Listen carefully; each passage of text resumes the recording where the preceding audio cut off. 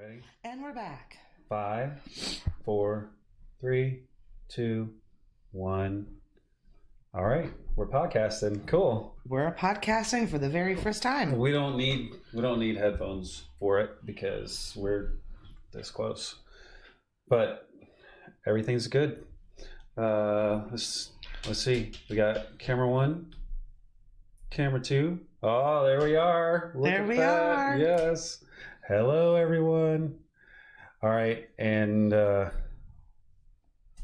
yeah, so we're podcasting. Hey, so is it weird that we're starting a podcast on Valentine's Day? Weird? No, I think it's appropriate for us. I guess so, but I mean, it's a day of love. And some of our favorite days that we've loved together. It's just us sitting there talking back and forth, whether we're driving in a car, sitting on the couch. It's like some of our best memory days. Yep. So it's good with me. We didn't plan this to start it today. We actually planned to start it weeks ago, and it's just one thing after the other, and getting it set up, and the cameras and the microphones and the just everything. Changing desks around, making room. Yep. Yeah. Yep.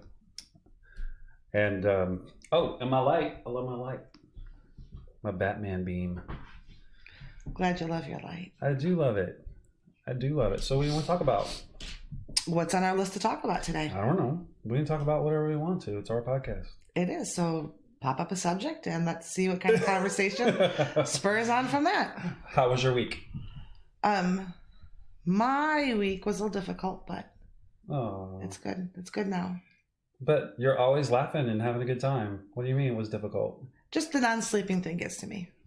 Oh, yeah. It was a hard week with sleep. It's really hard for you to sleep. I don't know why. I don't know either. That's crazy. What about the girl that you were telling me about at work that makes you laugh, that wants you to describe food porn? Okay, so do food porn for us. Food porn. So Thursday, I had gotten up from our desk area and walked to the bathroom. And when I was walking back, she was in her little area, like counting stock or whatever. And she looked up and she just had like this smile on her face. Her whole face lit up, and she said, "Please tell me you made breakfast." And I said, "Darling, I made breakfast." And she said, "Slowly describe what you made to me."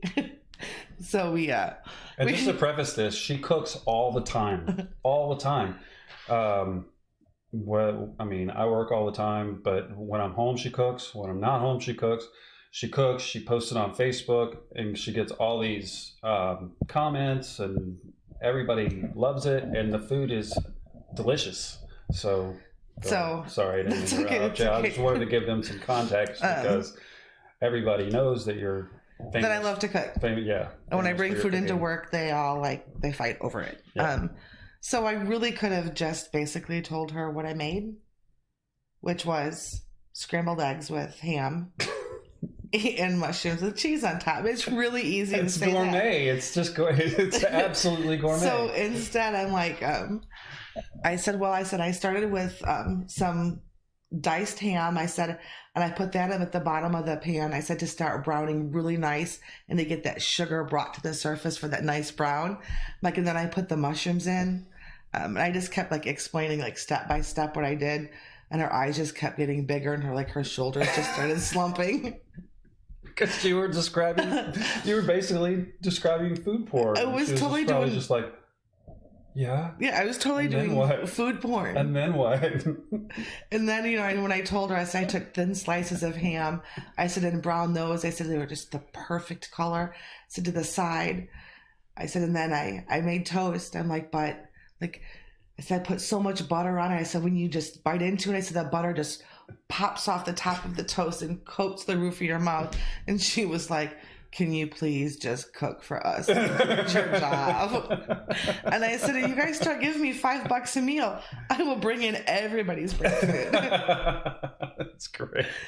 So yeah, at least once a week, she corners me to ask me what I've been making. That is fantastic. And it's so good. What did you make this week? You made chili?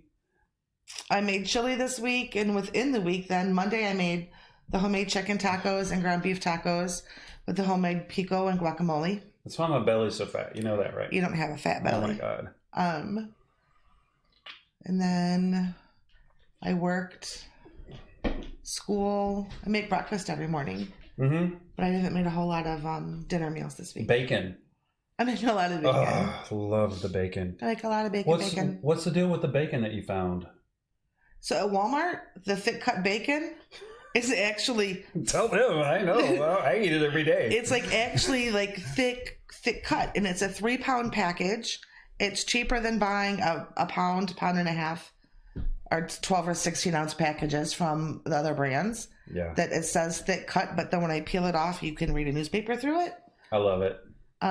And the way that I cook bacon, it does it really good by putting it in the oven, because the fat renders out, and then it sits in its own fat, but it still has some thick meat left to it. So when I get it out, perfect timing, it's chewy, but the fat is gone, and it's delicious. It's so much better than frying it in a pan. Whenever I try to fry it in a pan, it just curls up like a... It does. You need like one of the presses to keep it down. What in the world am I doing? I see all these cooking shows and everything, and they're like, "Oh, look, this is the perfect bacon," and then I try it, and it comes out, and it looks like this. I don't know what I'm doing. Yeah, and it keeps it straight by cooking it in the oven. And then the positive side, I don't have little bacon splatters all over my hands from turning bacon. Yeah, it always jumps out at you. Mm-hmm. You got to buy that big screen and put it over the... Remember when Grandma had that big screen? Over the thing?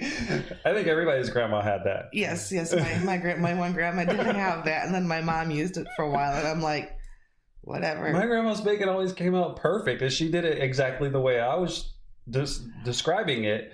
I don't even think she had a bacon press. She just... It's because she cooked it slower. Turn off our phones. What in the world? It's because she cooked it slower. When you cook it too fast, that's when it wants to curl up. Oh, okay. Like the same thing with sausage. If your pan is turned up too high. Yeah. You ever heard the sausage, like it starts to jump and it goes, ee, like screams. Yeah. Yeah. How does it go? So it likes to jump. It likes to hop around and scream. Mm-hmm. The pan's too hot. The pan's too hot. How was your week? My week was good. I'm a truck driver, and I work third shift, for those of you guys that don't know. And I was just out there making sure I was doing what I needed to do and not running off into ditches and killing anybody, making sure I have enough sleep and whatnot. Making sure that roadside sound when I tell you get back on the road happens. Oh my gosh, I hate that thing. Yeah, me too. Scares me when you hit it. Yeah, it's okay though. I only hit it every now and again. So, there were no major accidents this week. Sometimes it really sucks when you call and you're like sitting on the road for hours and hours on end. And the only reason that there are major accidents is because everybody's doing this on their phone. Yeah. Everybody that I'm passing, and I look down into their car, they're all doing this. Whether they're driving and doing it with one hand, or they're passenger and doing it, or there's a passenger and a driver, they're both doing it. It's like, whoa, everybody and their brother is on their phone. It's crazy. Just looking down at their phones all the time. Yeah, just looking down at their phones all the time. And I just swerve around them and make sure that I'm doing what I'm supposed to do. I'm grateful for that. And you didn't hit any traffic this week either. Sometimes it happens going out of town. Mm-hmm. You get stuck in lots of heavy traffic. Mm-hmm. That would be nerve-wracking for me. And when I am stuck in traffic, you have to turn your radio down and make sure that you don't hit the car in front of you. So, like, what age do you hit when magically your eyes become your ears? I have no idea. I started doing it in my 20s.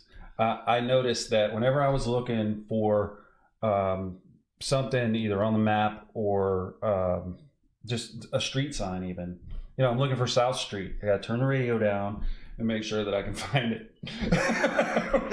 Mine's always I don't know why you have to do it, but for some reason you can't see the sign. It's the radio's like mine is like there'll be like traffic, and you see like everybody slowing down, and when I slow down, then I have to turn my radio down to equal the speed that I'm going. Yeah. The new cars do that. Yes, the new cars do that. You step on the brake and your volume goes down. Yes, absolutely. Like I said, I started it a long time ago because I used to have to find, you know, different streets because I was a collector that I worked for a finance company. I had to actually go to these people's houses, knock on doors, and ask for the payment and whatnot. And I don't know what we did without Google. I mean, everybody, we need our phones for some things, not for everything. I mean, yeah, now there's Google Maps, so we really need to turn it down because she just says it right over our music. Yeah. Turn left, or Yep. make sure in the left-hand lane because you're going to merge left, or yeah. Yeah. And like I said, I don't know what we used to do. What did we do? You stopped and got directions, and some old guy would tell you, you're going to want to go left, but don't go left. Go right up there at the fork. Why do they tell you not to turn? Don't tell me where not to turn. Tell me where to turn. Oh, wait, you're going to want to turn at old Bubba's place, but don't turn there. It's like, no, I'm not going to turn there unless you tell me to turn there. Just tell me where I'm going. Don't tell me where I'm not going. Because, of course, you're going to turn there. I'm not going to turn there. I'm just going to keep going straight until you told me to turn. What in the world? I don't know. Yeah, before Google Maps, we had MapQuest. Mm-hmm. So you had to have a printer, either that or you hand wrote directions out, and then you were constantly reading where you needed to turn next. And before that, shoot, I used to have a satellite business, and I had to send installers out to people's houses, and we actually had to get directions from the people? Yeah, from 60 miles, 40 miles, 60 miles out. And they would say, go down I-75 to such and such exit, and then turn right. Go down 10 more miles to such and such a road and then turn right, and then go down till you see the water tower and turn left, and then we're the third dirt driveway on the right. And but of course, that was directions. But they're 10 miles because they're used to driving every day. It was more like 20 miles on the exit. So yeah. Yeah, it took a long time. Yeah, we were a whole nation full of lost people before Google Maps. We must have been, because now I don't know what we would do without it. I mean, we didn't leave our towns. Yeah, that's true. We didn't leave our towns. Except to go to the mall. Right. Go to the mall. I used to go to the mall on my moped. Your moped. My moped. Your moped. When I was 14 years old. Yeah, man, I was king of the road in my moped. I was 14 years old, 30 miles an hour. Ring. That was it, topped out. That's what it sounded like. Ring. And the mall was like 6 miles away. And I would drive from my house to the mall on my moped, staying all the way over to the right-hand side of the lane so that the other cars can go past me because they're all doing like 60. And I just thought I was king hot stuff on my moped. It was crazy. Yeah, it was 30 miles from where I lived to the nearest mall. 30 miles? About 30 miles, yeah. How did you play video games? That's why I went to the malls, to play video games. I mean, you have to go, that's where the video games were, because they were arcade. Mm-hmm. We didn't really have, we had like Atari, but no, the real video games were at the mall. I would have to ask my brother where the guys hung out to play. I want to say like Pizza Hut had a few inside of it. Mm-hmm. Gas stations. All the gas stations had at least one or two video games. They either had Pac-Man or Asteroids. And then like later on it was Pac-Man and Donkey Kong, or something like that. It was like Asteroids and Space Invaders when it first started, and then it was Pac-Man and Galaga. Asteroid. Galaga came later, yeah. But there was, all the gas stations had at least one or two video games inside. And that's, yeah. So if you didn't go to the mall, you went to the gas station and then put all your quarters in that one. I just stayed at home and watching Dance Party USA. Is that the one where you step on the arrows and? No, it's not a game. Oh, it's not a game. No, it was actually like Teens Who Dance. Kelly Rana. That's where she American got her. Bandstand Was different because it was it was 80s music. Okay. And it was on weeknights, like after school. And they filmed it in Camden, New Jersey. But that's where Kelly Ripa got her start. Oh. She was a dancer on Dance Party USA. Dance Party. But yeah, we would always play video games, and still had to be home by dark. And I was going to ask, on the moped, did it have a light? Yes. Yes. Did they but let I you was write it at 14. night? I still had to be home by dark. Yeah. Yeah. And then, of course, when I went to Michigan, the age of having a license for a moped Mm-hmm. was 15. So I had to wait a couple months before I could ride my moped again. But it's whatever. We always had to be home because the older kids would come at night, and they would smoke pot and stuff like that. Mm-hmm. And, they were hanging out and doing bad stuff, so the younger kids had to be gone. Oh, speaking of pot names, speaking of pot, let me show you. I've got a article here about. So this couple decided to name. Oh, look how cute they are. Let me see if I can go back up to the top. This couple decided to name their children after strains of marijuana. Okay. I have no idea. I have no knowledge of marijuana. So I have. I don't have much. Yeah. So it's crazy to me because I was reading this article and I was like, what are they going to name their kids? Like, this is my child Chronic and this is my other child Optimo. So Purple Vein. Oh, I think Optimo is rolling papers though. Yeah, once again, clueless. I know. Clueless. I'm so pot illiterate. I have nothing. I got nothing. I'm just trying to sound cool. I have no idea what we're talking about. So if they have a son, though, we already know the son's name, right? What's the son's name? It has to be Snoop. Snoop. There's no ifs, ands, or buts about that one. It's not Snoop. I mean, if they're naming their daughters after pot strains. Oh, right. Yeah, they're gonna have to just give homage to the ultimate master right there, Snoop. Everybody born in 2020 is named Snoop. Everybody is born to a pot smoker in 2020. All right, wait a minute. Here it is. Nope, that's not it. Okay, so one of them is called Sativa. Okay. Sativa, that's like sugar, isn't it? It's like no. What is that? That's stevia. Stevia. That's stevia. Okay, never mind. Sativa and stevia are not the same thing. I mean, when you mix it, that becomes like you don't get the munchies after pot because you're getting your sugar while you're smoking your pot, right? Yeah, because it would be like, hey man, you got that stevia? And I'm like, yeah, man, here, I think I got a packet for you. I can make a mint if that were the case. Just what's in the cabinet. Sativa. Let's see. So sativia and indica.